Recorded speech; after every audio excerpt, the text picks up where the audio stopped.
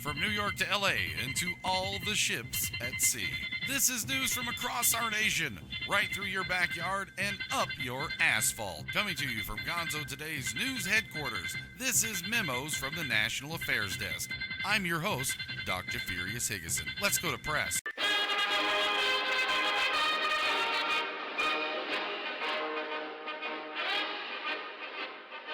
This past Wednesday, the top 11 Republican candidates for president had another opportunity to showcase their ideologies and square off in a debate at the Ronald Reagan Presidential Library in California. The debate was broadcast and moderated by CNN, and it was a follow-up to the last event that was held in August.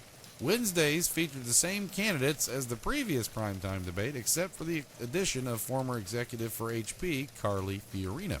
The other candidates were Donald Trump, Jeb Bush, Senator Rand Paul, Senator Marco Rubio, Senator Ted Cruz, Dr. Ben Carson, Mike Huckabee, Chris Christie, Governor Scott Walker, and John Kasich. We actually have a little bit of audio from that debate. We take a listen now. Yes. Pretty much the same stuff that they covered last time. As you can hear there, Chris Christie making a point about the Iranian nuclear deal that just came up, and Donald Trump concurring. Pretty much the same thing we heard last time. So, the next Republican debate is scheduled for October 28th at the University of Colorado, and that debate will be broadcast live by CNBC. Convenience store chain 7-Eleven has announced its new delivery service will include a $20 date night pack containing ice cream, candy, Red Bull, and some condoms. The convenience store chain, which earlier this month announced a delivery service in some markets in partnership with startup DoorDash, rolled out its first delivery convenience pack options, including the date night pack. Now, hey, this date night pack, it costs $20. Yeah? And you got to pay a $2 delivery fee, of course.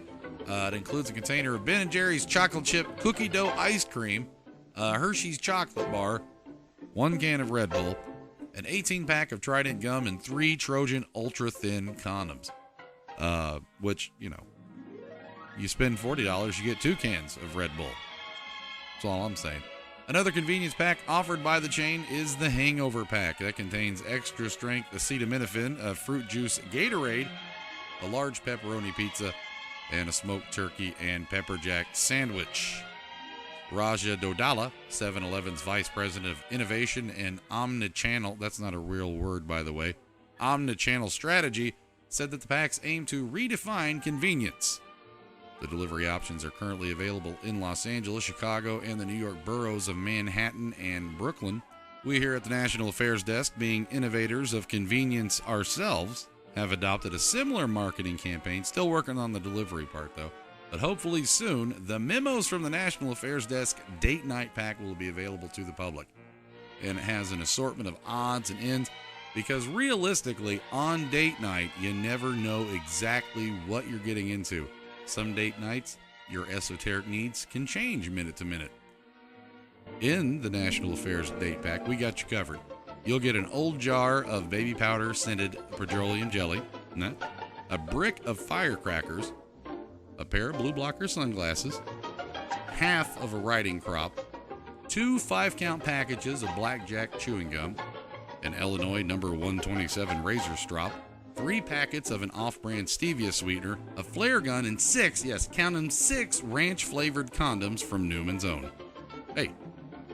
Basically, it just contains the things we find laying around the Gonzo Today studios, but we pass the savings on to you. Now this. On your way to work tomorrow, instead of sitting around with your finger up your ass, look around. There's a union out there called AFSCME, and they're busting their balls for you doing a lot of shit work you take for granted. For example, we pick up your fucking garbage. We got broads out there who keep your kids from getting run over by some hard-on. We plug up the holes in the road so you don't fuck up your car. And we push around a lot of little old ladies from Florida. We're out there zapping rats and roaches and making sure your kids don't drink piss from no fucking water fountains. We're fucking AFSCME, Amalgamated Federalization. Hey, I don't know what the fuck it means. All All I know is we're hard-working, tax-paying people like you, and we don't take shit from nobody. You got that, asshole? Ask me. The fucking union that works for you. Authorities in Florida said a woman with more than 3,500 knives, swords, and machetes in her home was arrested at the end of a 5-hour standoff with police. The Hernando County Sheriff's Office said deputies went to the Brooksville home of 47-year-old Nicole Dakima Tuesday night to help serve a felony arrest warrant for an alleged parole violation. Dakima, who is a convicted felon, allegedly used a bladed weapon to damage a neighbor's window screen and air conditioning unit.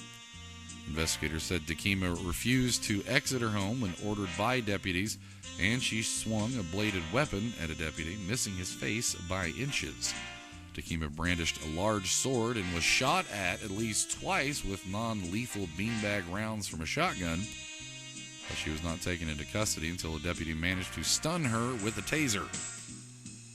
Suspect was treated for minor injuries at the scene and then transported to the Hernando County Detention Center on charges of assault on law enforcement officers, resisting arrest with violence, as opposed to resisting arrest with tickling, property damage, and 3 counts of probation violation. Investigators said they found a total of 3,714 bladed weapons inside the home. Sheriff spokesman Denise Maloney said the house was also filled with fake body parts, and there was an arrangement of items that appeared to be satanic in nature. Satan.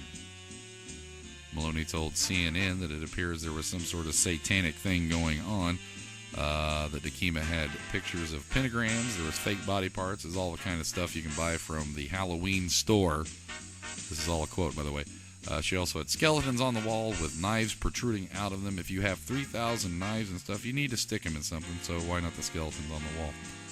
Dr. Ryan Wagner, a psychiatrist with the University of South Florida and Tampa General Hospital, said Dakima may have been suffering from a hoarding disorder and a psychotic disorder at the same time, concurrently, as you would say if you were talking fancy. Wagner explained to WTSP-TV that while mental illness itself may not be something you can visibly see, often you can see the effects. It's hard to understand what the reason is for holding on to those objects, and there can be many different reasons. 3,000 knives, swords, and machetes.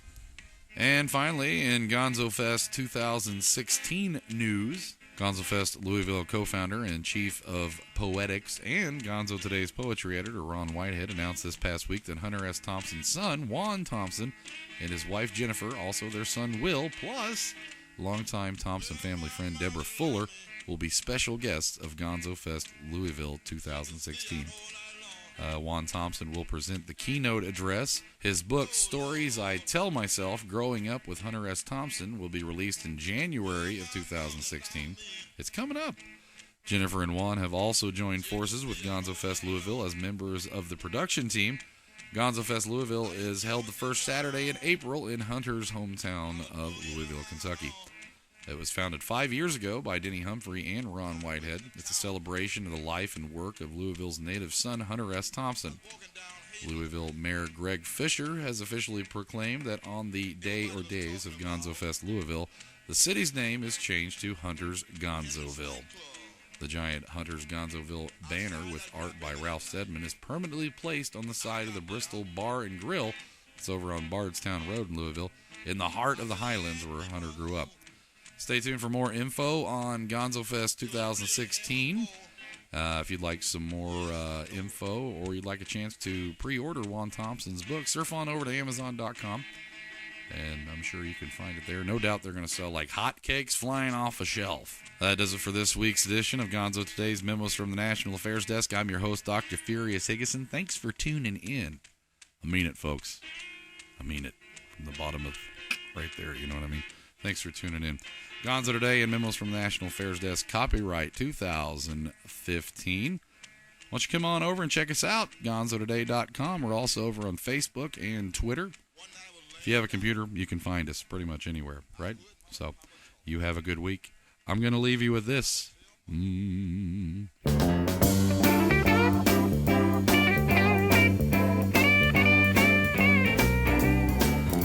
tell you about this cowboy who came to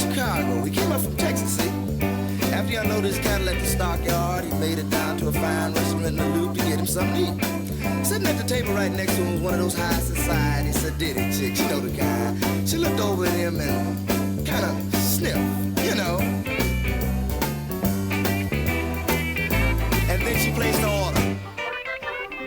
She said, I'll have breast of fowl, virgin fowl. Make sure it's virgin, you hear? And to guarantee its virginity, catch it yourself, my dear.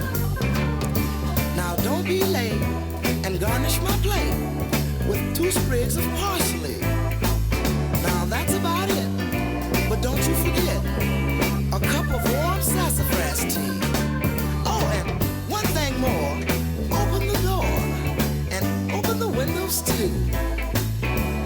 'Cause gracious me, I smell a horse. There must be a cowboy in here.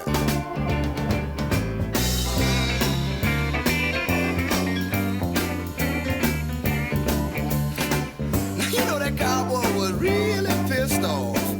His Texas blood started to boil. He went to farting and snorting and going on. And he placed his order like this. I'll have duck, fuck duck. And to make sure it's fucked well, old dude, fuck it yourself, little tender. 'Cause I'm very choice about my food.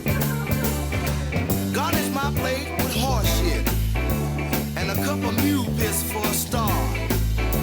Be sure it's fresh from Texas and blow the foam off with a fart. And wait up, that ain't all. Knock down the wall, and I hope the hell you get the point.